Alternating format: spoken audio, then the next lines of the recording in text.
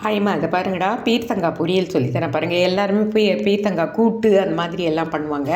நான் வந்து பொரியல் சொல்லித்தரேன் பாருங்கள். அதை பாருங்கள், பீர்த்தங்காவை இந்த மாதிரி லிட்டில் வைஸாக தோல் எடுத்துகிட்டு கட் பண்ணிக்கோங்க. அந்த தோல் கூட தொகையிலும் பண்ணலாம், பொரியலும் இது பொடியும் பண்ணலாம். அது டுமாரோ போட்டு காட்டுறேன். அதை பாருங்கள், பீர்த்தங்காவை எண்ணெய் விட்டு கடுகு, உளுத்தம்பருப்பு, கருவேப்பிலை போட்டு எதுவுமே இல்லை, வெறும் பீர்த்தங்காய் மட்டும் கட் பண்ணி இந்த மாதிரி நல்லா வதக்கிடுங்க. நல்லா மெல்ட் ஆகிட்டதுக்கப்புறமா சால்ட் வந்து கொஞ்சோண்டு போட்டு நம்ம திட்டமாக இதை வதக்கிட்டதுக்கப்புறமா அதை பாருங்கடா, தேங்காய் வந்து மிக்சியில் போட்டு கிரைண்ட் பண்ணிக்கோங்க.